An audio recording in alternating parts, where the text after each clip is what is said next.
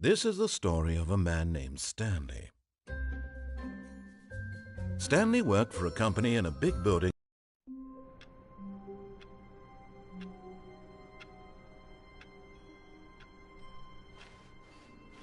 All of his co-workers were gone. What could it mean? Stanley decided to go to the meeting room. Perhaps he had simply missed a memo.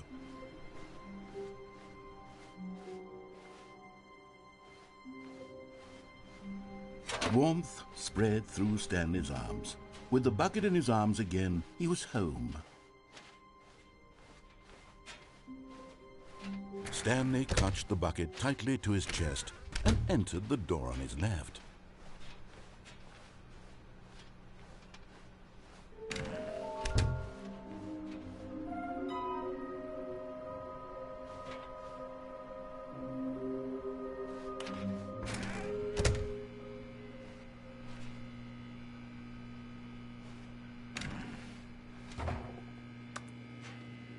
Oh, Stanley, can you feel it? The broom closet. It wants the bucket. You can feel that, can't you? The aura of jealousy? It's as clear as day. This broom closet believes it deserves the bucket. I can really feel it now. It's a bucket. It belongs in a broom closet. That's what the broom closet is trying to say here. It's supposed to go with the other cleaning supplies. Good for you, Stanley. Don't give in. Don't hand over the bucket. I know how hard it must be, given the pressure that the broom closet is putting on your shoulders right now, but you have to be strong. This is your bucket. This is your companion and lifelong friend. You can't hand it over. Oh, no. We're getting into name-calling now, it seems. Is this how low the broom closet has sunk, that it has to resort to this stream of petty insults simply in order to get you to hand over the bucket? Stanley, I never liked this broom closet for a variety of reasons, but even this is worse than I had imagined. And wait. Now the broom closet has the gall to imply that you and the bucket are not truly deep and lasting friends, that your relationship is purely superficial and convenient, that your life is so banal and meaningless that you'd feel the same sort of kinship towards any inanimate object which happened to lay in your path in an even partially enticing manner. Well, I never. Go on, Stanley. Lay into it. Really tell the broom closet off for its demeaning comments.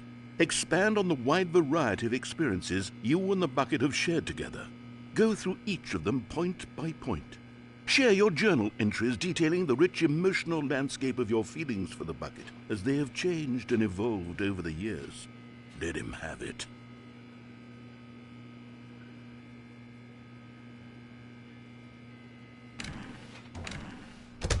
Okay, I've got you something which I think... Coming to a staircase, Stanley and the bucket walked upstairs to the boss's office.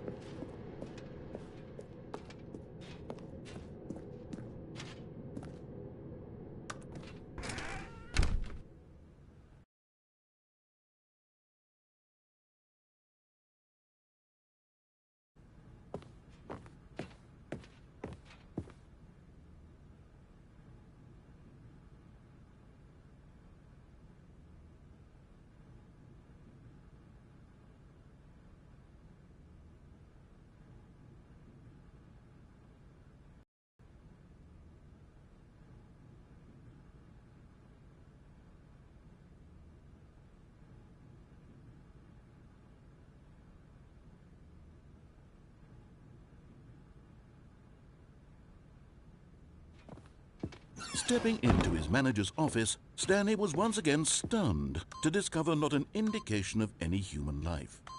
Crushed by the weight of this revelation, Stanley may have broken down into an emotional dumpster fire if not for the soothing presence of the bucket. Even now, in his darkest of hours, did the bucket's warmth and guiding light pierce the dark clouds of confusion and chaos. It would be with him always. The bucket would, and he knew it. The two of them were inseparable. At this point, Stanley was so absorbed in the tender spiritual connection he shared with the bucket that he didn't notice the keypad behind the boss's desk. Nor in his bliss of simply being near the bucket did he have any notion that the PIN number for the keypad was 2845. But Stanley guessed the correct code by sheer luck. Was it that the bucket knew all along? Was the bucket guiding him? Yes. This is certainly the most logical explanation.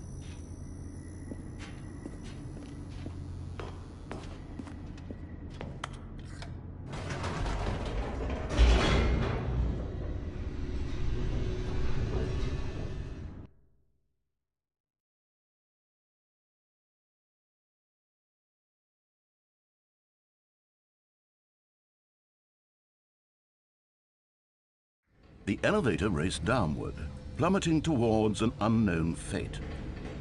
It would be all Stanley could do to keep himself together, if not for the bucket. Soothing him, comforting him, reassuring that in this darkest moment of uncertainty, he would be all right. The bucket is here for you, Stanley. Everything will be fine.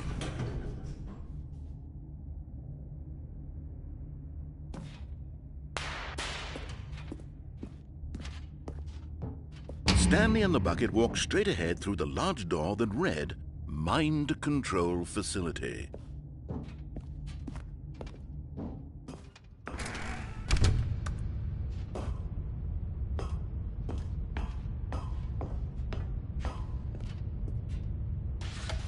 The lights rose on an enormous room packed with television screens. What horrible secret did this place hold? Stanley and the bucket both wondered to themselves.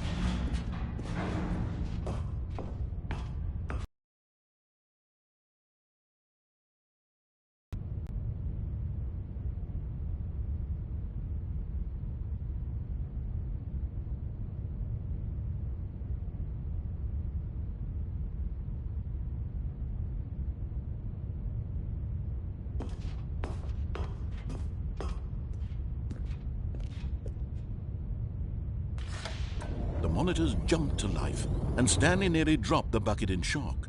Everyone in the office was being videotaped, monitored like guinea pigs. The bucket had never seen anything like this, and it very nearly burst into tears as Stanley cradled it gently, reassuring it that everything would be fine.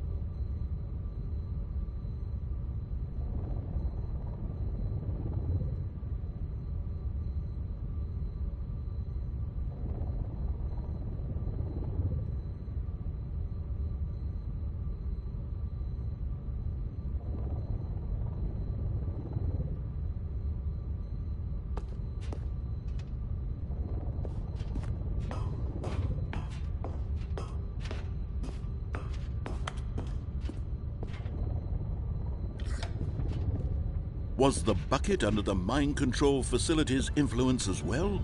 Had the bucket been told to do things it didn't wish to do? What kinds of things does a bucket want to do or not want to do in the first place? These questions raced furiously in Stanley's feeble mind.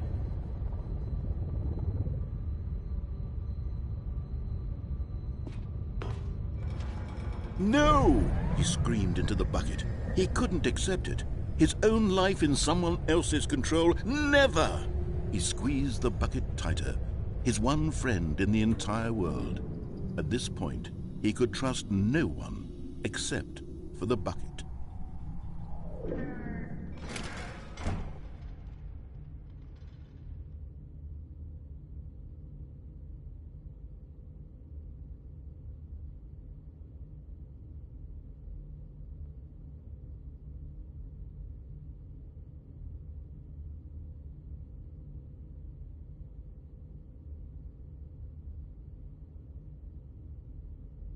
But here was the proof. The heart of the operation. Controls labeled with emotions, happy or sad or content. Walking, eating, working, all of it monitored and commanded from this very place. And as the cold reality of his past began to sink in, Stanley decided that this machinery would never again exert its terrible power over another human life. For he and the bucket would dismantle the controls for good.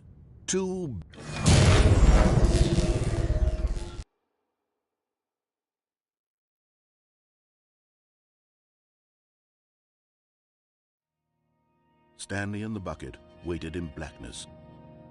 Was it over? Yes, they had done it. Stanley and the bucket had defeated their greatest and darkest enemy, freed themselves from the tyrannical grip of the evil mind control machine. Freedom was now mere moments away.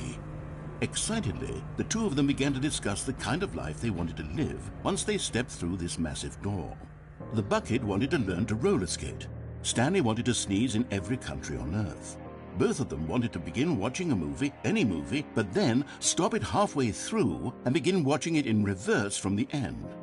True, it was a simple life they envisioned, but it was one they'd lived together, with one another to lean on, to trust, to support, and to... What? Wait. What was happening? Why had the door stopped? Was Stanley and the bucket not about to be freed? An unbearable silence filled the room, lingering in uncertainty, until finally the truth hit Stanley square in the face. This building did not want the bucket to leave. Even the facility itself recognized the incredible calming presence of the bucket, needed the soothing warmth of the bucket, would go to any lengths not to part with the bucket. No, no, no. Stanley can't leave this place. Not while he has such a precious bucket in his arms. Not while this building has anything to say about it. Stanley realized he would never again leave this very room. But at least he has the bucket. To be trapped eternally in darkness isn't really so bad, Stanley thought to himself. As long as I have my bucket with me, right? I'll be okay, won't I? Stanley gulped. Very soon now, he was about to find out.